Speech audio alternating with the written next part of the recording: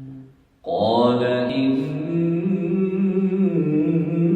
عبد الله. بسم الله الرحمن الرحيم.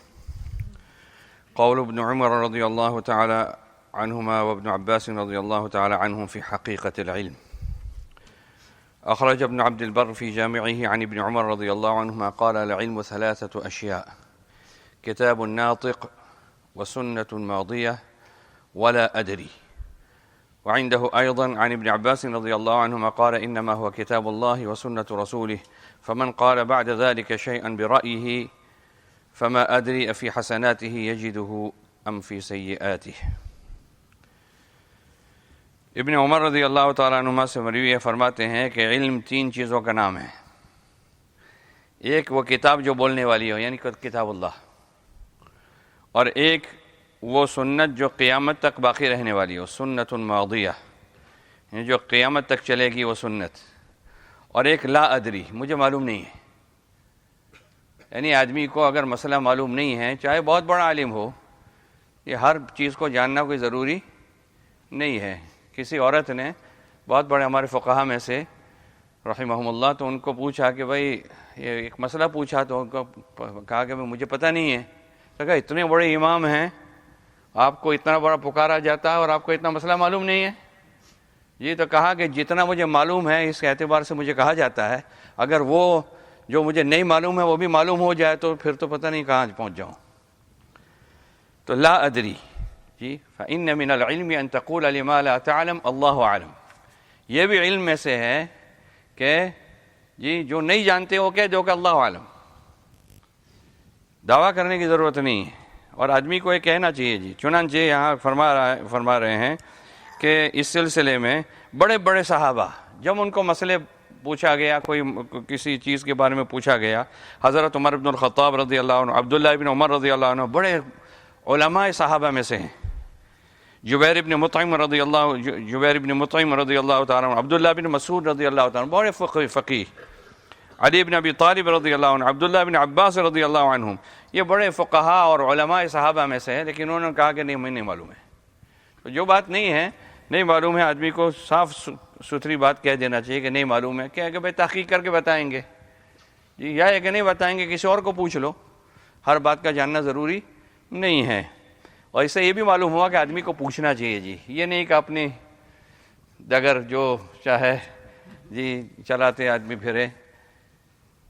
وأخرج ابن عساكر بسند حسن عن مجاهد رحمه الله قال: بينا نحن جلوس أصحاب ابن عباس رضي الله عنهما عطاء وطاؤوس وعكرمة، إذ جاء رجل وابن عباس رضي الله عنهما قائم يصلي، فقال: هل من مفت؟ فقلت: سل. فقال: إني كلما بلت تبعه الماء الدافق. فقلنا: الذي يكون منه الولد؟ قال: نعم. فقلنا: عليك الغسل. فولى الرجل وهو يرجع، وعجل ابن عباس رضي الله عنهما في صلاته، فلما سلم قال: يا عكرمة، علي بالرجل. فأتاه به، ثم أقبل علينا فقال: أرأيتم ما أفتيتم به هذا الرجل عن كتاب الله؟ قلنا: لا. قال: فمن سنة رسول الله صلى الله عليه وسلم؟ قلنا: لا. فعن أصحاب رسول الله صلى الله عليه وسلم؟ قلنا: لا. فعمن؟ قلنا: عن رأينا. فقال: لذلك يقول رسول الله صلى الله عليه وسلم: فقيه واحد أشد على الشيطان من 1000 عابد. ثم أقبل على الرجل فقال: أرأيت إذا كان منك هل تجد شهوة في قلبك؟ قال: لا. قال: فهل تجد خدرا في جسدك؟ قال: لا. فإنما هي بردة يجزيك منه الوضوء، كذا في كنز العمال. دیکھیں جی، ذرا مسئلہ گاڑا ہے، لیکن کیا کہتے ہیں کہ ان اللہ لا یستحی من الحق، اللہ تعالیٰ حق سے شرماتے نہیں ہیں. یہ صحابہ اور صحابیات بھی اللہ کے رسول صلی اللہ علیہ وسلم کو مسئلے پوچھتے تھے، یعنی بالکل کیا کہتے ہیں اوپن مسئلے پوچھتے تھے. تو یہ بھی ایسا ہی ہے، اس لیے کوئی گھبرانے کی بات نہیں ہے، کوئی گھبرا نہ جائے. حضرت مجاہد رحمہ اللہ فرماتے ہیں کہ ہم ابن عباس رضی اللہ عنہما کے شاگرد، اور بڑے بڑے شاگرد ہیں، عطاء رحمہ اللہ، طاؤوس اور عکرمہ. ایک آدمی آئے ابن عباس رضی اللہ عنہما جو استاد تھے، وہ نماز پڑھ رہے تھے، کھڑے نماز پڑھ رہے تھے. تو وہ آدمی نے کہا کہ کوئی مفتی ہے، کوئی مسئلہ بتانے والا؟ تو میں نے کہا پوچھو. تو کہا کہ جب بھی میں پیشاب کرتا ہوں تو پیشاب کے ساتھ منی نکلتی ہے. تو ہم نے کہا کہ جس سے بچہ پیدا ہوتا ہے ایسا؟ انہوں نے کہا جی ہاں. ہم نے کہا کہ پھر غسل تمہارے ذمہ ہے، اب ہر مرتبہ جب پیشاب کرے تو غسل کرنا ہے تمہیں. تو آدمی پیچھے گیا اور انا للہ و انا الیہ راجعون پڑھتے گئے، اس لیے کہ ہر مرتبہ پیشاب کرے تو ہر مرتبہ غسل کرے تو پھر تو مسئلہ کب تک آدمی غسل کرتا رہے گا. ابن عباس رضی اللہ عنہما نے سن لیا ہوگا نماز میں، تو جلدی نماز پوری کی اور سلام پھیرا، رکعہ کرما، آدمی کو بلاؤ. چنانچہ لایا گیا. پھر ہماری طرف متوجہ ہوئے، فرمایا کہ جو تم نے فتویٰ دیا ہے، ابھی جو مسئلہ بیان کیا ہے اس آدمی کے بارے میں، اللہ تعالیٰ کی کتاب سے ہے؟ تو ہم نے کہا کہ نہیں. تو کہا اللہ کے رسول صلی اللہ علیہ وسلم کی سنت سے ہے؟ ہم نے کہا نہیں. تو کہا اللہ کے رسول صلی اللہ علیہ وسلم کے صحابہ میں سے کسی کا فتویٰ ہے؟ ہم نے کہا نہیں. تو پھر کہاں سے؟ تو کہا کہ ہم نے اپنی رائے سے کہا ہے. فرمایا کہ اسی وجہ سے اللہ کے رسول صلی اللہ علیہ وسلم فرماتے ہیں کہ ایک فقیہ، یعنی جو فقیہ ہو، وہ شیطان پر 1000 عابدوں سے بھاری ہے. جی اسی وجہ سے حضور پاک صلی اللہ علیہ وسلم نے فرمایا ہے. اس کے بعد آدمی طرف متوجہ ہوئے اور فرمایا کہ دیکھو بھائی، جب تمہیں یہ مسئلہ پیش آتا ہے تو تمہارے دل کے اندر کوئی شہوت ہوتی ہے، آدمی خواہش، ڈیزائر ہے؟ تو انہوں نے کہا نہیں. کہا کہ اس کے بعد پھر جسم کے اندر سستی آ جاتی ہے؟ تو کہ نہیں، جو سستی بھی نہیں آتی ہے. تو کہا کہ پھر یہ تو ٹھنڈک ہے، یہ تمہارے لیے صرف وضو کافی ہے. دیکھیں جی، یہ جو پیشاب کی جگہ سے جو چیزیں نکلتی ہیں نا، 3 قسم کی ہے. ایک تو ہے منی، ایک ہے مزی، اور ایک ہے ودی. 3 قسم کی رطوبتیں نکلتی ہیں. پیشاب تو ظاہر بات ہے سب جانتے ہی ہیں جی. اس کے علاوہ جو ہے کیا ہے، ایک مزی. آدمی کو جب شہوت پیدا ہوتی ہے نا تو ایک ڈسچارج ہوتا ہے، اس ڈسچارج کو کہتے ہیں مزی. اس میں آدمی کو وہ کود کر نہیں آتی ہے اور آدمی پھر سست نہیں پڑ جاتا ہے، اس کو کہتے ہیں مزی. اور اسی طرح ودی، پیشاب کے بعد کبھی جو ہے رطوبت جو ہے آدمی کے جو ہے کیا کہتے ہیں عضو سے نکلتی ہے، اس کو کہتے ہیں ودی. اللہ تعالیٰ نے انتظام یہ فرمایا ہے کہ پیشاب جو ہے نا اس میں تیزابیت، اسیڈٹی اور کچھ طرح کی چیزیں ہیں. اس کی وجہ سے کیا ہو جاتا ہے کہ آدمی کو وہ جلن نہ ہو، تو اللہ تعالیٰ نے وہ رطوبت پہلے کر دی ہے، لائننگ، تاکہ اس سے آدمی پیشاب آسانی کے ساتھ نکل جائے، جلن نہ ہو. تو کبھی وہ زیادہ ہو جاتی ہے تو وہ پیشاب کے ساتھ نکلتی ہے.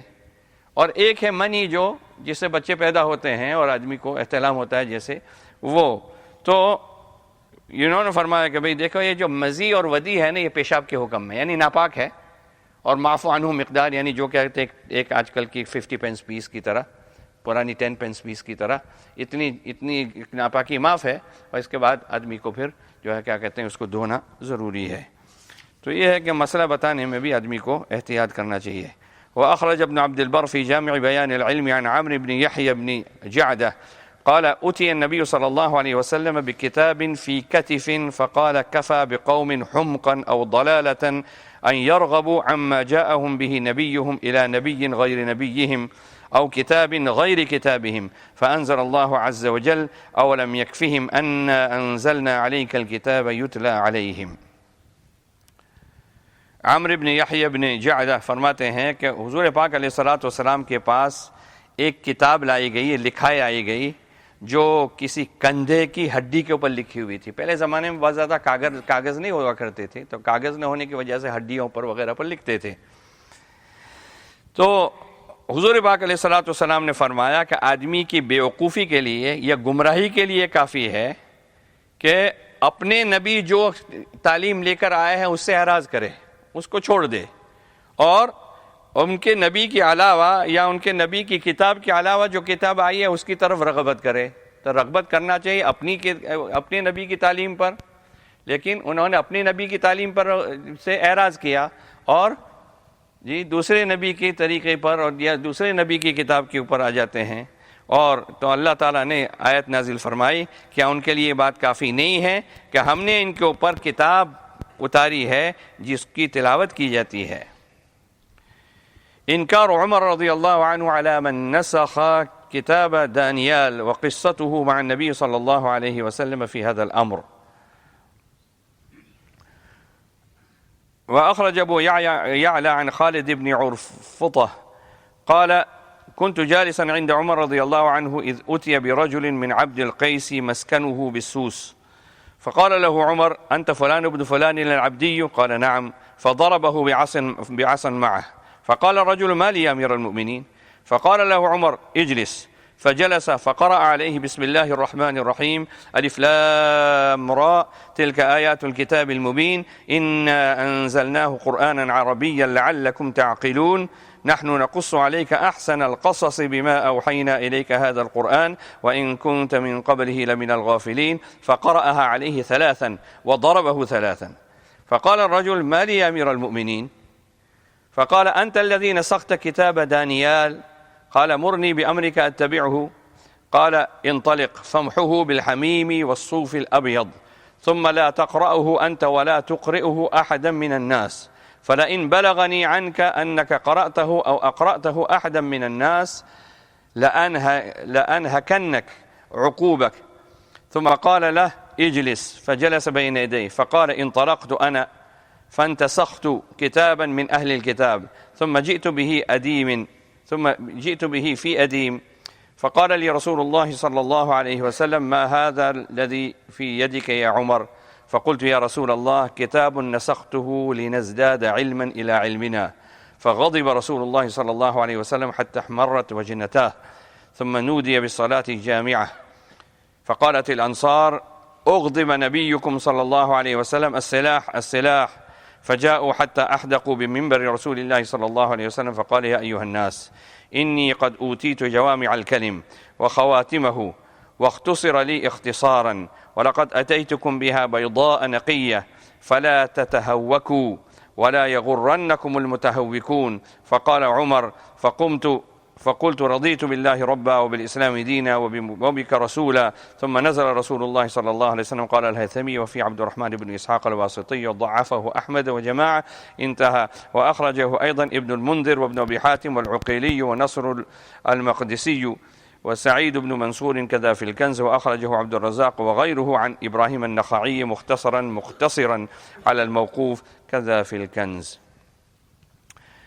حضرت خالد ابن عرفطہ فرماتے ہیں کہ میں حضرت عمر رضی اللہ تعالیٰ عنہ کے پاس بیٹھا ہوا تھا، ایک آدمی کو لایا گیا عبد القیس کے قبیلے میں سے جو مسوس ایک جگہ ہے جہاں رہتے تھے.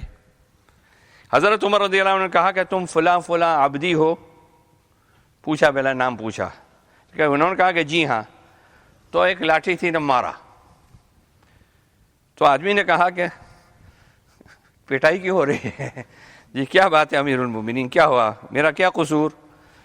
تو حضرت عمر رضی اللہ تعالیٰ نے کہا بیٹھو، اور پھر آیت تلاوت فرمائے بسم اللہ الرحمن الرحیم الف لام را تلک آیات الکتاب المبین. یہ آیتیں ہیں واضح کتاب کی، بے شک ہم نے قرآن عربی میں نازل کیا تاکہ تم سمجھو. جی ہم نے جو یہ قرآن آپ کے پاس بھیجا ہے اس کے ذریعے سے ہم آپ سے ایک بڑا عمدہ قصہ بیان کرتے ہیں. جی اگرچہ آپ اس سے پہلے محض بے خبر تھے. یہ پڑھا حضرت عمر رضی اللہ تعالیٰ نے 3 مرتبہ پڑھا اور 3 مرتبہ مارا. آدمی نے کہا کہ پٹائی کیوں ہو رہی ہے امیر المومنین؟ تو انہوں نے کہا کہ تم ہی وہ ہو جنہوں نے حضرت دانیال علیہ السلام کی کتاب کو لکھا. تو انہوں نے عرض کیا کہ بھئی آپ مجھے حکم فرمائیں، میں اس کی پیروی کروں گا، جو کہیں گے وہ کروں گا. تو کہا کہ جاؤ گرم پانی میں اس کو مٹا دو اور سفید اون سے اس کو مٹاؤ، سفید وول سے مٹاؤ. پھر نہ تم پڑھو اس کو نہ کسی اور کو پڑھاؤ. اگر مجھے معلوم ہوا کہ تم نے پڑھا ہے یا کسی کو پڑھایا ہے لوگوں میں سے تو میں تمہیں سخت سزا دوں گا. اس کے بعد پھر مجھے فرمایا کہ دیکھو بیٹھو، اپنے سامنے بٹھایا، فرمایا دیکھو میں گیا، یہ حضرت عمر رضی اللہ عنہ اپنا واقعہ بیان کرتے ہیں، اور اہل کتاب کی ایک کتاب میں نے نقل کی.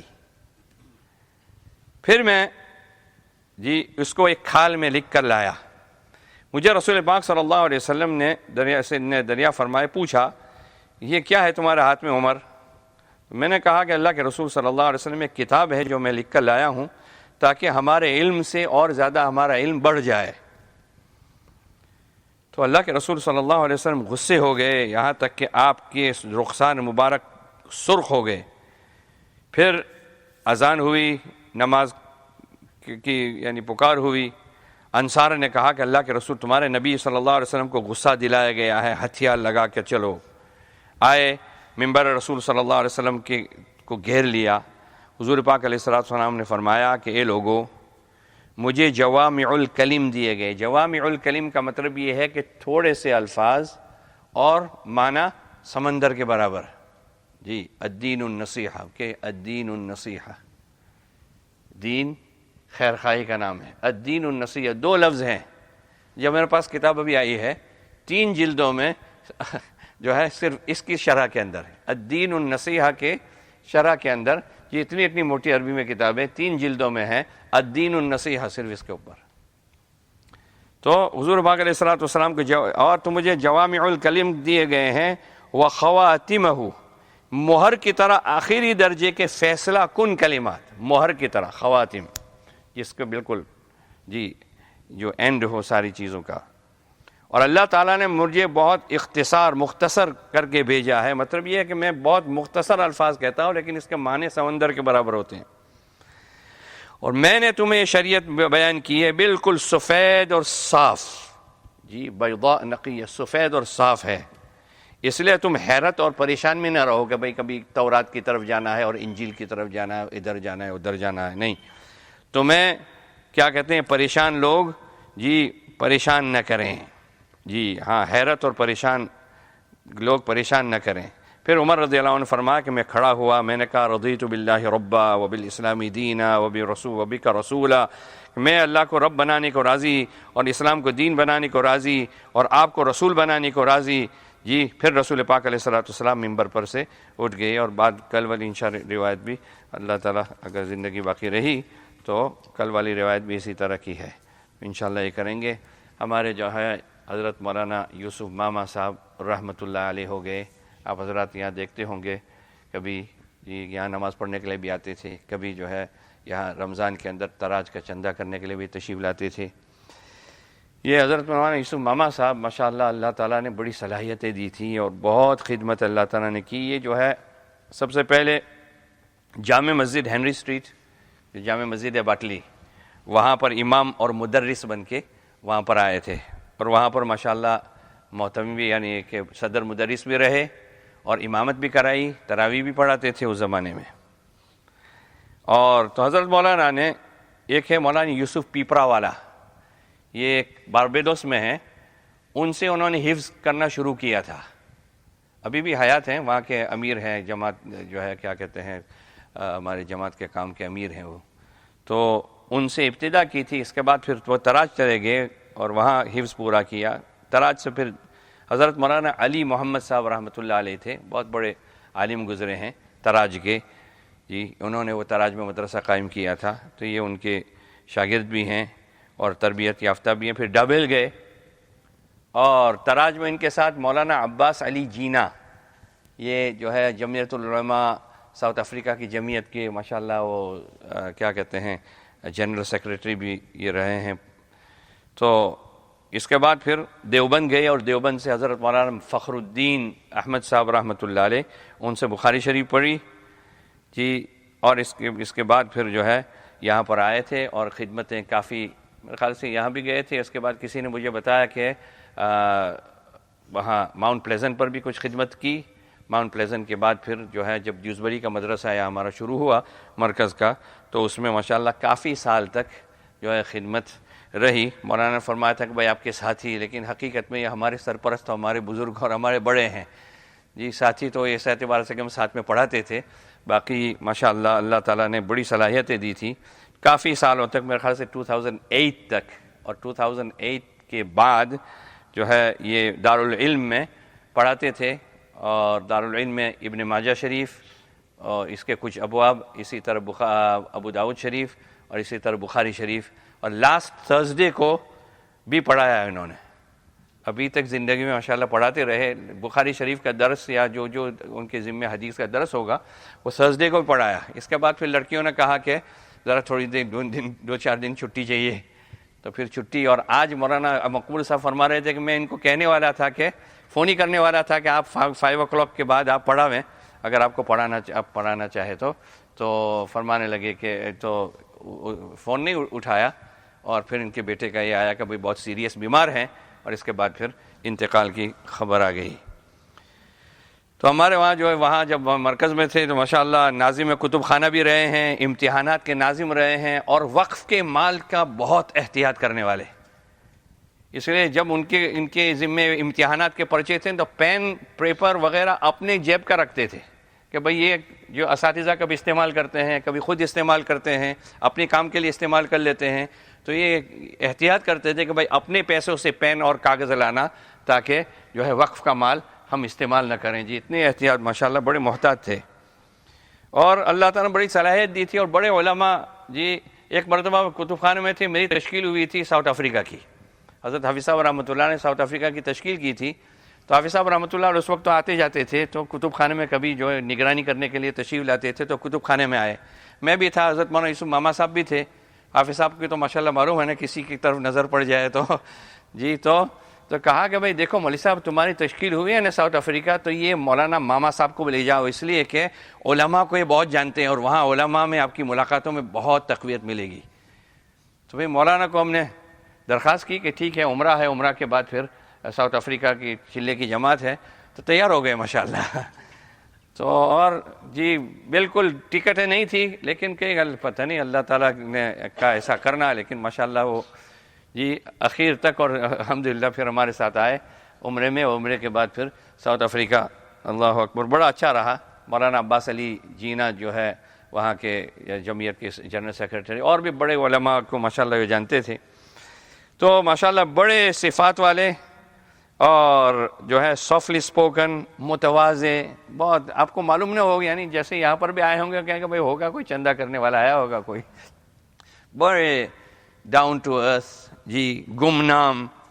جی لیکن جو آپ مجلس میں بیٹھے نا جی، تو آپ کو پتہ چلے جی بڑے مجلس کی رونق، اور بہت خوش مزاج، لطیفے اور پتہ نہیں کیا کیا. جی ہمارے کبھی کبھی جو مجلسیں ہوتی تھی ان کے ساتھ جی، تو اور ماشاءاللہ ہزاروں شاگردوں کو اور ہم لوگوں کو سب کو روتے ہوئے چھوڑا انہوں نے. جی بڑے جو ہے تعاون کرنے والے. جی ہمارے ذمہ کو تھوڑی سی نظامت اور اسی طرح اور بھی بچوں کی تربیت لائن کی جو باتیں ہوتی تھی، لیکن وہ ہمیشہ تعاون کرتے رہے، کبھی کوئی اعتراض نہیں کہ بھئی ایسا کیوں اور یہ کیوں یہ کیوں. تو اللہ تعالیٰ بھائی اس طرح دیکھو علماء جا رہے ہیں روز بروز. ان اللہ لا يقبض العلم انتزاعا ينتزعه من الناس. اللہ تعالیٰ علم کو بس ویسے ہی کہیں اٹھانے لیں گے کہ بھئی سارے کاغذ کورے ہو جائیں گے، ایسا نہیں ہوگا. ولیکن جی یقبض العلم بقبض العلماء، علماء کو اٹھا کر اللہ تعالیٰ علم کو اٹھا لیں گے. حتی لم يبق عالما، اذا لم يبق عالما، کوئی عالم باقی نہیں رہے گا.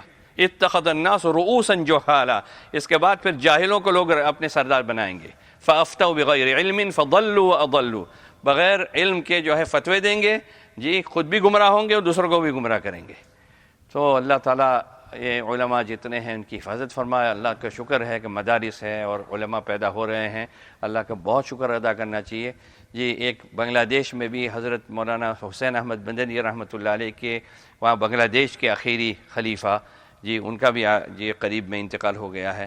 اللہ تعالیٰ ان کی بھی مغفرت فرمائے. علماء اور صلحاء، داعی، دعات، جی دین کو جی آئے دین کوئی نہ کوئی. صبح اٹھتے ہوئے واٹس ایپ کھولنے اس کے آدمی کو ڈر لگتا ہے کہ کسی نہ کسی کی انا للہ و انا الیہ راجعون ہوگا. تو اللہ تعالیٰ بھائی ہم سب کو جو ہے کیا کہتے ہیں جو باقی ہیں ان کی قدردانی کرنے کی توفیق نصیب فرمائے، اور جو چلے گئے ہیں اللہ تعالیٰ ان کو ان کی مغفرت فرمائے، بال بال مغفرت فرمائے. اللہم لک الحمد کما ينبغی لجلال وجهک ولعظیم سلطانک. اللہم انا ندعوک اللہ وندعوک الرحمن وندعوک البر الرحیم وندعوک باسمائک الحسنى ما علمنا منها وما لم نعلم. اللهم اغفر له وارحمه وسكنه في الجنة. اللهم اغفر له وارحمه وعافه واعف عنه وأكرم نزله ووسع مدخله واغسله بالماء والثلج والبرد ونقه من الخطايا كما ينقى الثوب الأبيض من الدنس. الدنس، وأبدله دارا خيرا من داره، ومالا خيرا من ماله، وأهلا خيرا من أهله، وارحمنا إذا صرنا إلى ما صاروا إليه.